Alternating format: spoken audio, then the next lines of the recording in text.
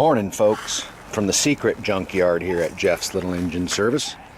Does anybody have one of these? Well, if you do, I feel sorry for you, because this was the one tool that Craftsman made that is a piece of crap. So Bo knows that I'm usually a fan of Craftsman equipment, but this was the one piece of equipment they made where they failed. The transmissions fail on these rototillers quite frequently. Every summer I get in several of them. You can fix the transmissions, but it's a big mess getting in there. A lot of grease, a lot of parts. You're better off just to scrap it, in my opinion, unless you have a lot of time on your hands and like getting into that kind of stuff. You can work on these transmissions, but I choose not to. So what I usually do is I recycle the engines off them, because they usually have a good Briggs and Stratton side shaft engine. I think this one's probably 5 or 7 horsepower, something like that. And looks like the neighborhood kids running by. And the motor won't start. It'll start with starting fluid, but then it dies, as well as it having a bad transmission. So I'm going to go ahead and take off the engine, see if we can get it to run, and someone can use it for a mini bike or a go-kart. I'll probably try and sell it for, I don't know, $100, $150. I've already loosened up the motor mount bolts, so let's go. Little view of the junkyard here. Oh man, these motors get heavy. That's my other storage facility underneath the trees there.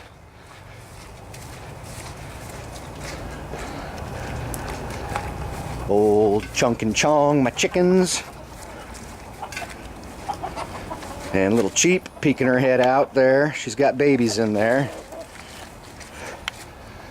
There's one.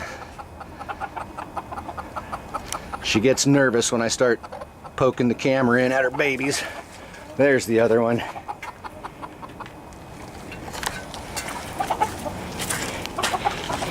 Okay.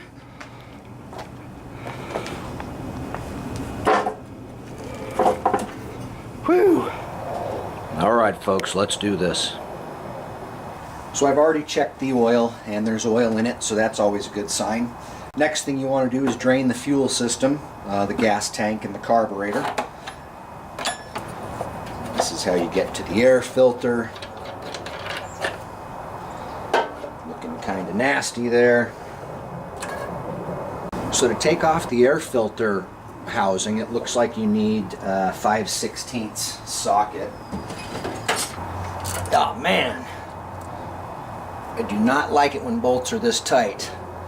Always worried I'm going to strip them out.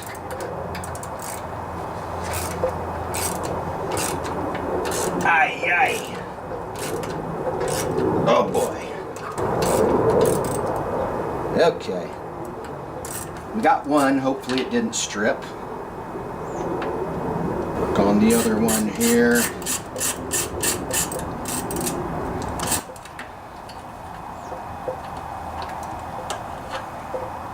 And I just noticed we have one on top here too.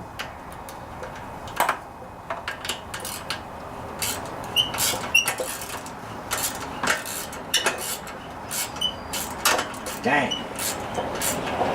Bolts are all rusted in place. Whew. Okay. So your vent hose here is attached to your air filter housing. And usually you can just pull them off. That one just came right off. Be careful not to break your choke lever. Alright, so we have the air cleaner housing removed. You can see we have a gasket here, which would be a good idea to replace. It's not looking very good. When I look inside this carburetor, I can already see nastiness.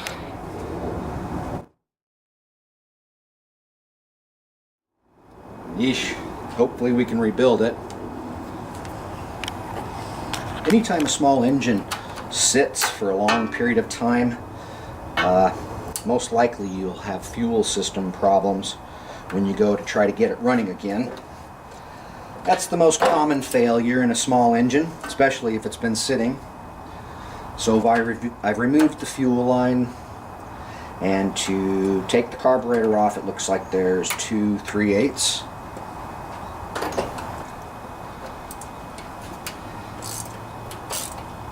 Oh yeah, these are all stiff too.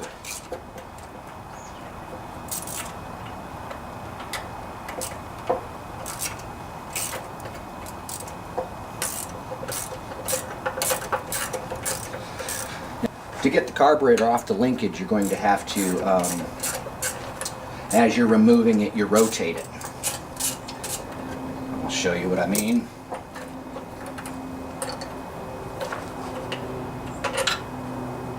Okay. So you'll want to pull the carburetor out, and it looks like this one you rotate, you hold the linkage, and you'll rotate it this way, and hopefully you can see that. Pull right out of that hole. You also have a spring, don't lose track of it. You might have to remove it separately. It just came off with the linkage this time. Alright, let's look inside this carburetor, see what we have. This is a good example when a carburetor is really frozen up and gummed up. The throttle doesn't even move. This plate here is supposed to rotate, and this one is frozen solid. You'll have to spray a little bit of carburetor cleaner or soak it and work that throttle plate loose. Looks like the choke plate is operating correctly, so that's good. With a 1/2 inch socket, you can take off the float bowl nut.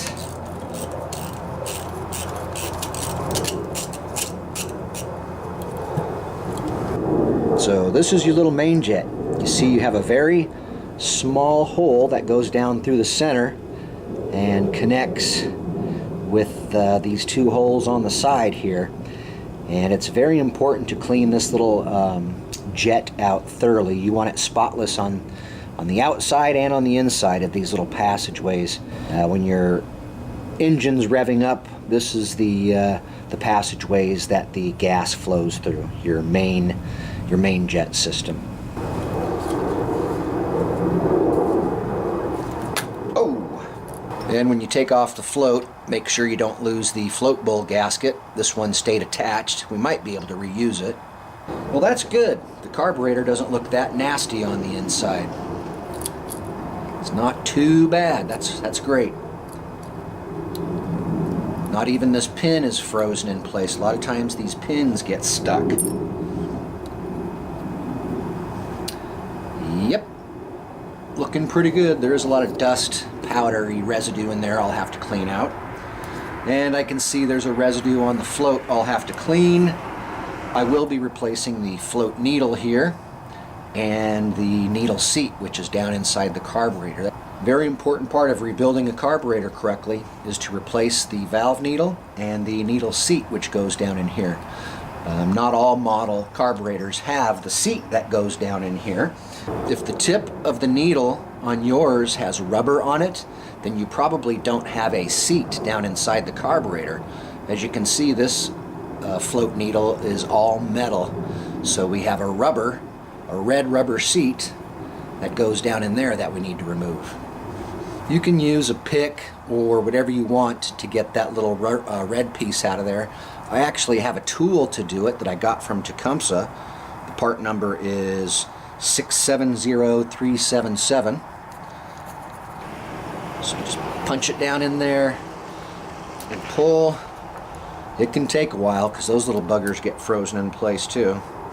Sometimes you have to take them out in pieces.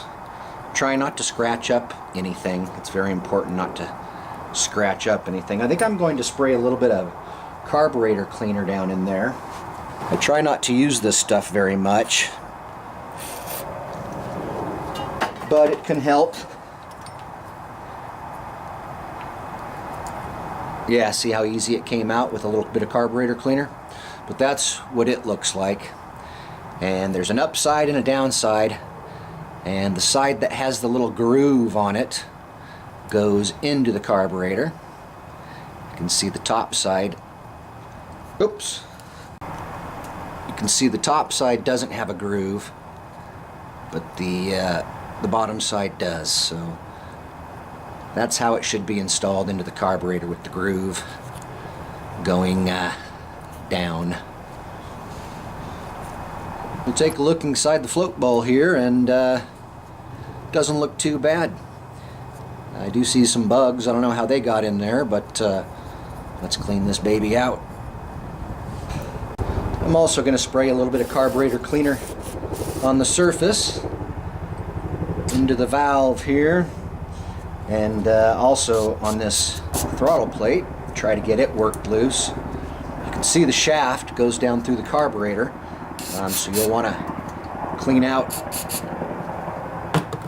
pivot areas as such, and with a little bit of working it free, wiggling it, using some carburetor cleaner if needed, letting it soak in.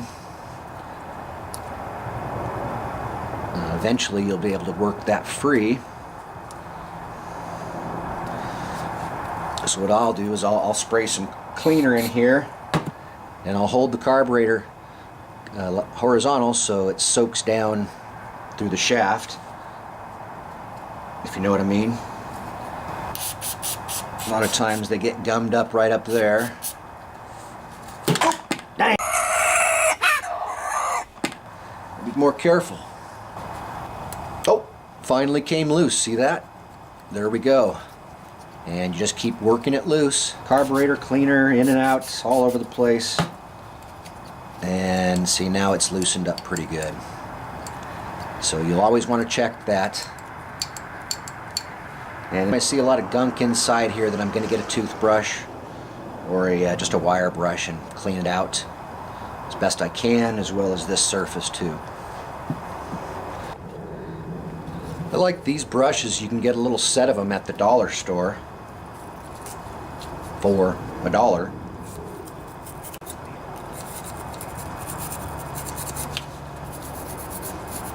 Yeah, so just spend some time getting in all the nooks and crannies and getting this carburetor literally as spotless as you can. And you can see you have some, see these little ports and passages? You'll want to make sure that they're all cleared out too. It's very important. Some of the holes are very, very small, too small for even a needle. So what I use to poke them out to make sure they're clear is put a little bit of wire from an old speaker, and you'll just want to poke it down in each of these holes and make sure that you clear out the passageway. And you can spray a little bit of carburetor cleaner in there too in these holes to try and clear them out that way. Alright, so I'm going to tell you a secret right now. Now listen up. This is important. This is some secret information that I'm giving you. Now there's some holes, very, very tiny holes on the inside of the carburetor that you need to get to, that you won't even be able to see unless you know they're there. And you'll want to find the side of the carburetor that has this little round area. That's called a Welsh plug.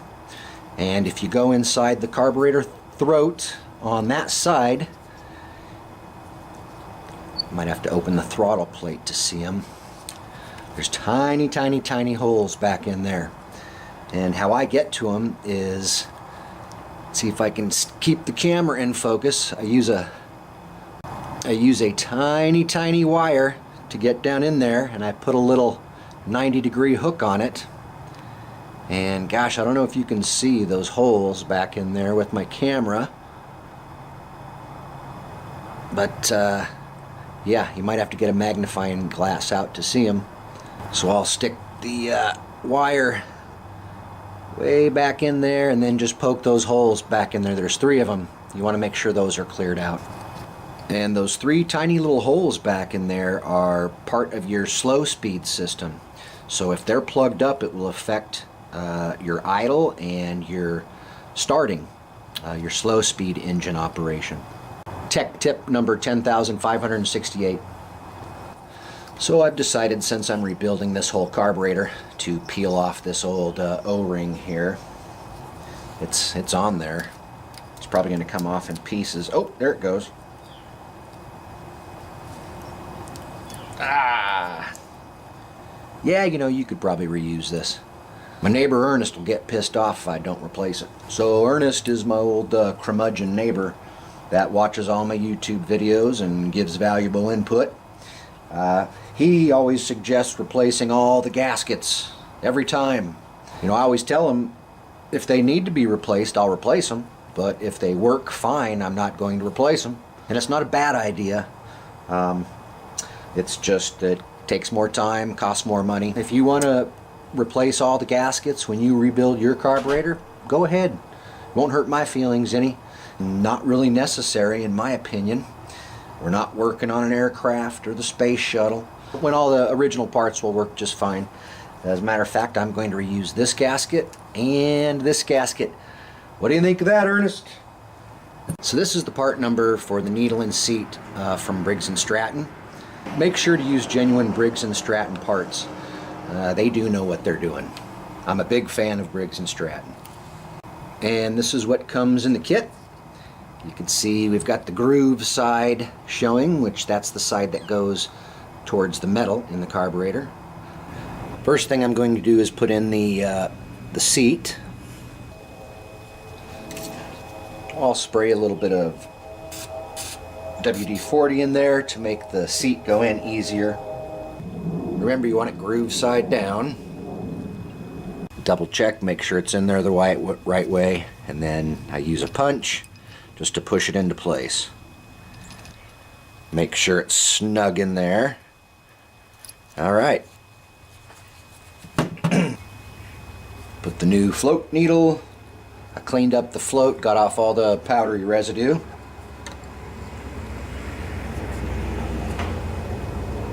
Put that guy into place. Put in the float pin, hinge pin.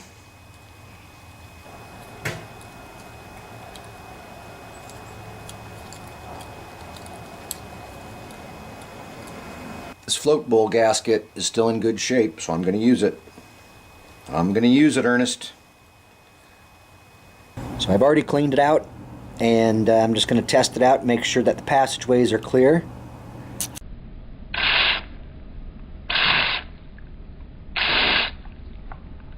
See it shooting out the sides there? You know you're good.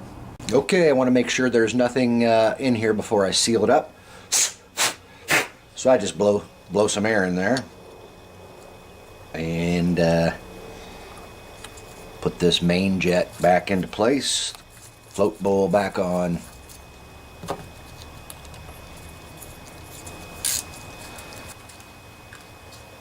Alright, good and snug. Not too tight, you can break it.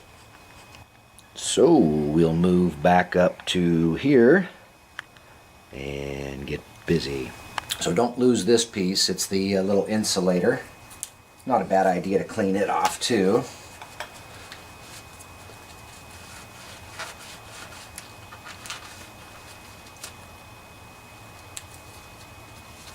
It doesn't matter if it goes this way or this way. You just stick it in there. Make sure that the gasket surface here is nice and smooth. So to get this carburetor on, I think I'll put the spring on first.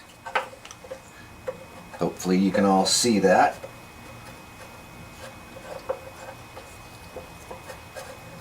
And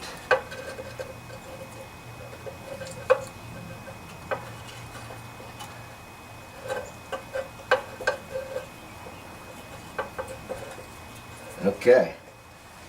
Back in place.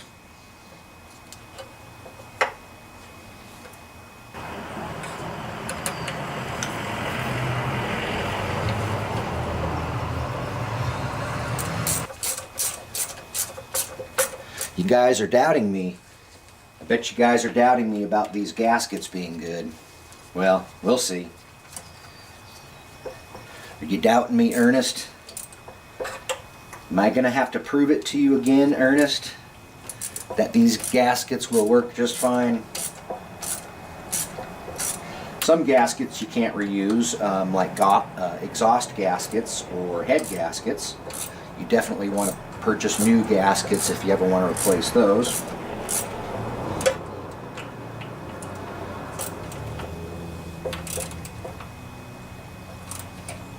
Oops! I hate it when that happens. There we go, good and tight there.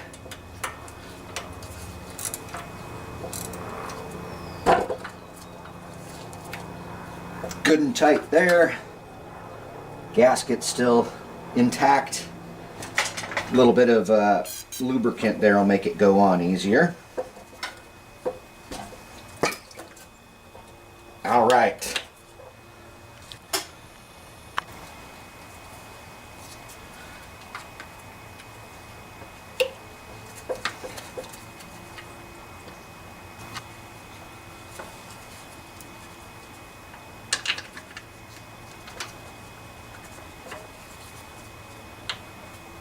I think I'll put this hose in last. It kind of gets in the way when I'm trying to put these bolts in. So one of the reasons why I don't feel that that gasket needed to be replaced was this is not a primer system. This is a choke system carburetor. If it was a primer system carburetor, then that gasket back there is crucial for primer button operation. So you do have to replace it.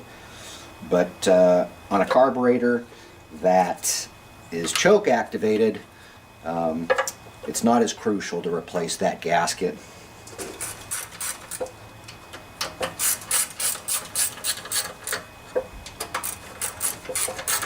Caution. Not too tight. These are very easy to strip out. So this is how I oil up the pre-filters. I just put a little bit of WD-40 on there and ring it around like this, and that gets it oiled up. You don't want any oil to get on the paper filter here, just on the foam part. It helps trapping dust. That's why there's an oiled pre-filter.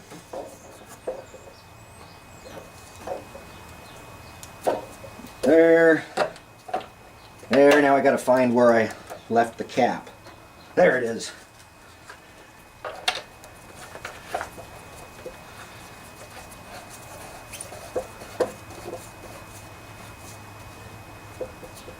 Okay, I think we're ready for gas.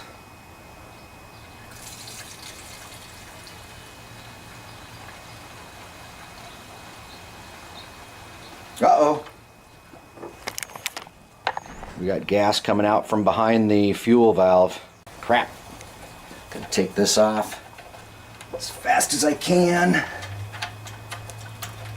so all this gas doesn't drain all over my shop.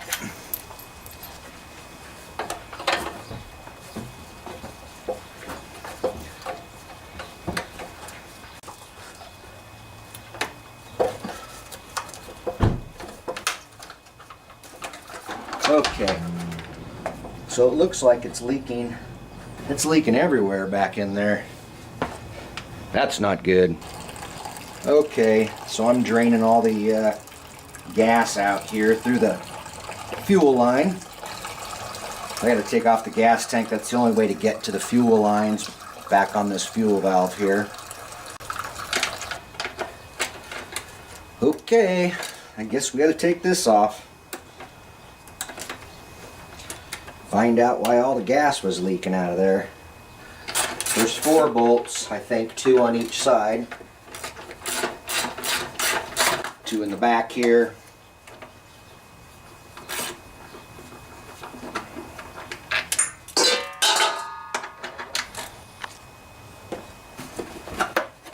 Okay, so that's how that comes off, you see. We got 2 bolts in the back, 2 in the front. You have a short fuel line right here, and then your longer fuel line. Since I have this off now, I'm going to go ahead and replace both of them. As you can see, this fuel line was in really bad shape. All the cracks in it. This one not so much, but I'm going to go ahead and replace them both. So to test out this fuel valve, I'm just going to turn it to the off position and hook up a fuel line to the input where the gas tank gas would be going, and fill it up with a little bit of gas.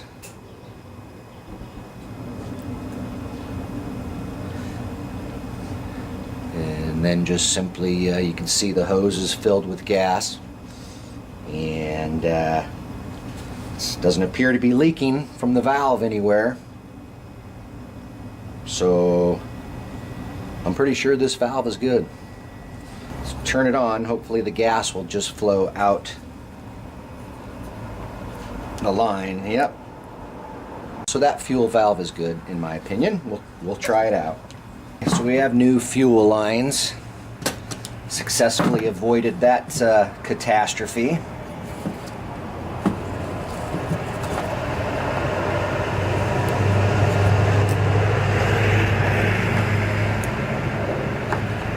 Right. Yeah. Okay. So let's see if this fixed everything. Put that fuel line on.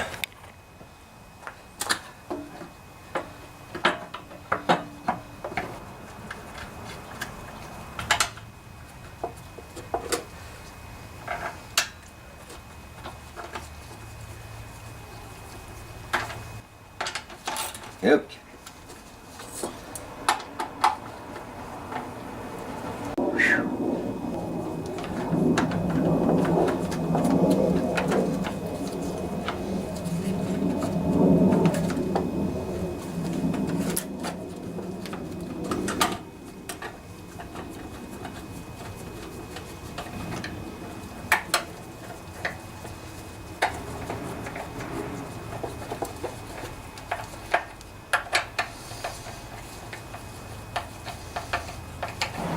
I ended up with an extra bolt, and I forgot to install this one.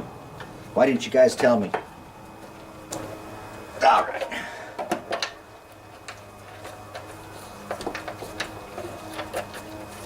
Let's try this again. Wish me luck.